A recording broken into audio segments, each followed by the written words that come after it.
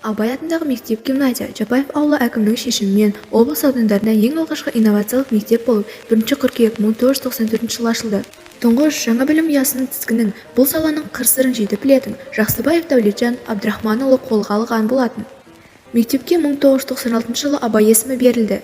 Мектепті 2002 жылдан бері Светлана Қошанқызы Уразова абыроймен басқарып келеді.